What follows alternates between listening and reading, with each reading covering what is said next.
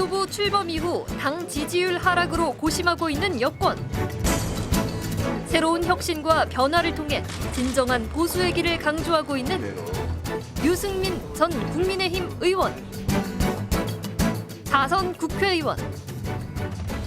새누리당 원내대표 역임. 대일 대미외교 정책을 둘러싼 논란에 이어 당 지도부 각종 부설 등의 보수 정당의 면모를 보여야 한다고 강조. 당이 근본적으로 국민들한테 보수 정당이란 이런 거다라는 거를 좀 자신 있게 보여드릴 수 있는 그런 모습이 됐으면 좋겠어요. 유승민 의원이 본 국민의힘 과제와 내년 총선 전망 집중 분석합니다. 김기현 대표 출범 이후 당 지지율이 고전을 면치 못하는 가운데 국민의힘 중진 의원들은 당내 이딴 설화에 대해서 단호한 조치를 주문했습니다. 지금의 상황을 심각하게 받아들여야 한다는 지적인데요. 유승민 전 국민의힘 의원 모시고 이야기를 나눠보겠습니다. 유 전 의원님 안녕하십니까? 예, 안녕하십니까? 오랜만에 모셨습니다. 그동안 어떻게 지내셨어요? 오랜만에 왔습니다. 그동안 잘 지냈습니다. 네. 예, 불러주셔서 고맙고 오늘 마침 오는데 세월호 참사 9주기라서 네. 지난 9년 동안 이 아픔 겪으셨을 유가족들을 생각하면서 왔습니다. 네. 국민의힘 새 지도부 출범 이후 지금 각종 구설이 이어지고 있습니다. 지난주에 최고위원 중진 의원 연석회의가 열렸는데 일단 말 실수에 대해서 단호한 조치가 필요하다 이런 주문이 있었습니다. 지금 국민의힘 당내 상황을 어떻게 보고 계세요? 중진 의원님들도 굉장히 같은 걱정하실 거고요. 저는 새로운 지도부 출범하고 나가 지난 1개월 그렇게 잘한 게 없지만 사실은 저는 지난 1년, 집권 지난 1년을 지금 반성해야 될 때다라고 생각합니다. 지금이야말로 우리 대통령이나 당에 대한 국민들의 민심 이런 걸 우리가 보면 우리 철저하게 반성하고 정말 근본적인 변화와 혁신의 길, 그런 새로운 길을 저는 지금 찾아야 될 때라고 생각을 하거든요. 그래서 지난 한 달간의 여러 가지 말 실수나 실언, 망언 이런 게 그런 것도 중요하겠죠. 그렇지만 윤석열 정부가 과연 어디로 가고 있느냐, 또 우리 집권 여당 국민의힘은 어디로 가고 있느냐, 여기에 대해서 우리 다 좀 모여가지고 민심이 이게 왜 우리를 떠나고 있는지 철저하게 반성하고 원인을 알아내는 게 저는 출발점이라고 생각합니다. 내년 총선을 앞두고 각종 여론조사에서 국민의힘 지지율이 민주당에 지금 처졌습니다. 인재 영입 또 공천 룰 확정을 서둘 필요가 있다 이런 지적을 하셨는데 지난 4월 5일 재보궐선거에 대해서도 내용적으로 보면은 민주당이 졌지만 잘 싸웠다 이런 평가들이 있습니다. 현재 지금 당의 위기가 찾아왔다고 보십니까? 심각한 위기라고 생각합니다. 제가 위기를 과장할 생각은 전혀 없습니다만은 돌이켜보면 어느 정부가 집권 1년 만에 이런 이 낮은 민심의 지지도를 얻었는지 역대 정부들 한번 다 생각해 보십시오. 이거는 지금 굉장히 심각한 위기라고 생각하고 제가 거듭 말씀드리지만 왜 이 대선 때 48.56%, 49% 가까운 득표를 그래서 겨우 됐지만 어쨌든 당선시킨 그 민심이 왜 20%가 넘게 날아가 버리냐. 특히 수도권이나 중도 무당층이나 젊은이, 청년층에서 우리가 지금 압도적으로 민심의 외면을 받고 있고 부정평가가 압도적으로 높거든요. 이런 점에 대해서 저는 정말 출발점이 민심은 왜 국민의힘 윤석열 대통령을 떠나고 있느냐. 그 점에 대해서 저는 좀 다양하게 분석을 할 필요가 있고 제가 보기에는 경제 민생이 어려운 거, 또 한일 또 한미 외교에서 잇따라 국민의 자존심이라 그럴까요? 이런 게 굉장히 상한 거. 거기다가 윤석열 대통령께서 약속한 그 개혁들이 있지 않습니까? 연금개혁, 교육개혁, 노동개혁, 그다음에 저출산 인구 문제, 이런 개혁들이 완전히 지금 실종된 상태고 대통령이나 집권 여당이 정말 이런 나라의 문제들에 대해서 시원한 해결책을 못 내놓고 있는 상황이거든요. 그리고 좀 우리 전부 다 국민의힘 집권 여당과 저는 대통령 포함해서 같이 좀 철저하게 반성하고 원인을 찾고 길을 모색했으면 좋겠다. 그 말씀을 제가 거듭 드리고 싶습니다. 네. 말씀하신 대로 새 지도부 출범 이후 당 지지율이 지금 하락세입니다. 윤 대통령 지지율 역시 지금 20%대로 떨어졌는데요. 예.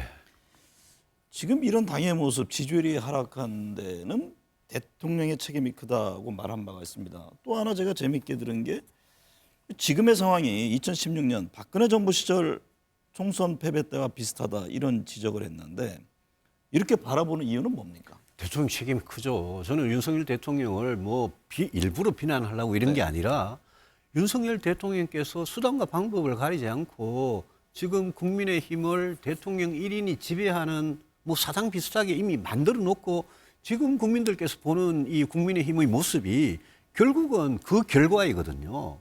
그래서 저는 최고위원들이나 뭐 집권당 대표나 그 여러 가지 한심한 모습들을 보이는 게 우리가 이럴 줄 몰랐다는 거죠. 이럴 줄 알면서 이런 상태를 만들고는 윤석열 대통령이 당을 너무 100% 강하게 지배하려고 그러는 거니까 저는 대통령께서도 이 지배하는 권력만 가질 게 아니라 그 책임도 느끼셔야 된다고 생각하고 2016년 박근혜 대통령 그때보다 지금 더 나쁩니다. 더 안 좋습니다. 그때는 불과 총선 한 2달 전까지는 우리가 170석, 180석을 넣는다 그러다가 소위 말하는 진박이라는 사람들이 완장차고 나서 가지고 공천 파동을 일으키면서 국민들이 외면을 해버린 거거든요. 그런데 지금은 총선 1년을 앞두고 벌써부터 이렇게 안 좋거든요. 유일하게 우리가 희망을 거는 부분은 아직도 1년이라는 시간이 남은 겁니다.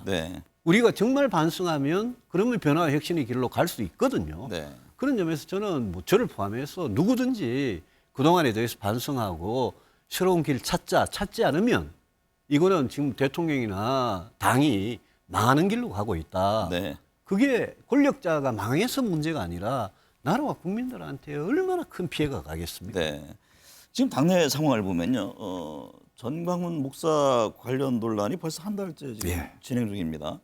최근 홍준표 대구시장이 상임 고문직에서 해촉되는 이게 뭐 정리가 된다기보다는 한편에서 보면은 또 다른 분란이 되고 있는 형국인데요. 전 목사는 최근에도 정치는 내 통제를 받아야 한다 이런 언급을 했습니다. 이 문제는 어떻게 풀어가야 한다고 보세요? 전광훈 목사 그분이 저는 뭐 정말 제대로 된 종교인이 맞는지도 모르겠는데요. 그분이 국민의힘은 전광훈 목사의 통제를 받아라. 정치는 종교의 통제를 받아야 하는 이런 망발이죠. 그런 말씀하시는 거고 우리 당이 저런 망발을 하는 사람한테 끌려가면 그러면 당이 너무 극우화된다. 너무 우경화되기 때문에 그러면 우리 지금 마음이 떠나고 있는 이 수도권 중도 무당층 젊은 층에서 우리 국민의힘을 어떻게 보겠습니까? 그래서 전광훈 목사 같은 사람이 이상한 소리 하는 거 그런 거는 김기현 당대표와 우리 최고위원 우리 지도부 또 우리 당 의원들 전부 다가 이거는 확실하게 잘라내야 된다. 그런 점에서는 홍준표 시장이 이야기한 게 맞죠. 김기현 대표가 처음부터 이 문제는 확실하게 정리를 했어야 되죠. 그런데 이제 홍 시장님도 이게 발단이 된 게 예컨대 뭐 제주 4.3이나 5.18 광주 민주화운동 이런 게 있거든요. 그런 점에 대해서 홍 시장도 과거에 자기 입장이 굉장히 좀 이상했어요. 그다음에 홍 시장도 저는 제가 잘못이 있으면 윤석열 대통령한테 쓴소리를 제가 직접 합니다. 그 홍 시장께서도 이 모든 이 잘못의 책임은 대통령한테 있기 때문에 할 말이 있으면 대통령한테 직접 하시고 김기현 대표야 어떻게 보면 지금 굉장히 입장이 난처한 사람 아닙니까? 대통령 말 들으라고 뽑아준 사람인데 그래서 홍 시장께서도 좀 뭐라 그럴까요? 강한 사람한테 약하고 약한 사람한테 강한 그건 좀 고치시면 좋겠습니다. 총선이 지금 1년 앞으로 다가오면서요. 당 안팎에서는 검사 출신들의 뭐 대거 공천을 받을 것이다 이런 얘기들이 나왔는데 이에 대해서 김기현 대표는 근거 없는 괴담이다 이런 반박을 했습니다. 총선 승리를 위해서는 공천이 중요하잖아요. 공천 중요하죠. 어떤 원칙이 필요하다고 보세요? 총선 승리를 위해서는 저는 우리 당의 변화와 혁신이 1번이고 그다음에 이제 공천이고 인정이고 이런 건데 제가 보는 윤석열 대통령 지금 마음은 아마 검사들, 윤핵관들, 그다음에 정부 장차관들, 대통령실의 비서들, 또 뭐 김건희 여사 측근들 이런 사람들 아마 대거 공천하기를 바랄 겁니다. 다만 박근혜 대통령께서 공천 개입을 하다가 2년 징역형 선고를 받았고 그 수사 책임자가 윤석열 대통령이었기 때문에 네. 불법 공천 개입하면 안 된다는 걸 누구보다 잘 아세요. 그래서 아마 당 지도부를 100% 이심전심으로 뭐 윤심전심이라 그럴까 딱 하면 그냥 알아먹을 수 있는 그런 당 지도부를 만들어 놓은 건데 네. 공천에 대해서 정말 마음을 왜냐하면 공천이 인사가 만사인데 우리 국회에서는 공천 잘못하면 4년 내내 국회가 이 모양이거든요. 네. 그래서 그 문제에 대해서는 대통령께서 또 우리 김기현 대표가 근거 없는 괴담이다고 그러셨는데 그 말이 정말 저는 사실이길 바랍니다. 네. 대통령께서도 이 문제는 마음을 좀 열어놓고 네. 내가 공천에 불법적으로 개입하는 것보다 오히려 정말 다양하고 좋은 인재들을 받아들이는 게 윤석열 정부 자신의 성공을 위해서 이게 옳은 길이다 네. 깨달으셨으면 좋겠습니다. 지난번에 신당 창당에는 생각이 없다는 뜻을 밝히셨는데 생각 없습니다. 네. 예. 여전히 그 생각이 변함이 없으신가요? 예. 신당 창당 생각 없습니다. 그럼 내년 총선 출마에 대해서는 어떤 구상이세요? 저는 총선 출마에 대해서 제가 국회의원 배지를 한 번 더 단다는 그런 데 대해서는 욕심이 저는 눈꽃만큼도 없습니다. 네. 저는 24년째 정치를 하면서 정말 낡은 보수를 바꾸어서 어떻게 개혁 보수의 길로 가느냐 그걸 제가 일관되게 주장해왔고 네. 저의 남은 정치적 소명은 정말 우리 정치를 개혁하는 거. 즉 저는 보수당에 있기 때문에 보수 정치 개혁하는 거. 네. 그 결실을 맺고 싶고 네. 그걸 위해서는 저는 어떤 자리에서 어떤 역할이라도 마다하지 않고 저 총선 출마에 제가 뭐 어느 지역구에 어떻게 출마하고 어떻게 공천을 받느냐 저는 진짜 하나도 욕심 없습니다. 상황에 따라서는 당에서 뭐 험지 출마라든가 이런 요구가 있을 수도 있잖아요. 저는 그 전에 네. 당이 정말 아까 모두에 말씀드린 대로 우리 정말 처절하게 반성하지 않으면 네. 새로운 변화와 혁신이 길을 찾지 않으면 이런 뭐 공천이고 이런 이야기는 그 다음 이야기입니다. 네. 예. 최근 박근혜 전 대통령이요 사저 입주한 지 1년여 만에 공개 외출을 했습니다. 예, 대구 맞습니다. 803의 동아사. 예, 맞습니다. 제 지역구였던 곳의 그렇죠. 사찰이죠. 예. 총선을 앞둔 시점에서 어떤 정치적인 메시지가 있다고 보세요? 저는 박근혜 전 대통령께서 건강한 모습으로 외출도 하시고 시민도 만나시고 저는 뭐 전국을 또 다니시고 네. 다 좋다고 생각합니다. 다만 뭐 그분의 어떤 측근이 그런 이야기를 정치적으로 확대해서 가지 마라 이런 이야기를 하던데 저는 정치에 개입하시지 않을 거라고 생각합니다. 네.